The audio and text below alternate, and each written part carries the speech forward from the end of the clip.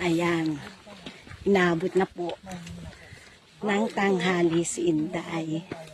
Pabalik na po kami doon sa service naming van. Mainit, pero masaya. Kakaibang experience na naman ito. Saan kaya uli ang susunod? Malalaman. Bye-bye. Diyan po kami galing sa taas. Then, bababa kami. Bababa kami.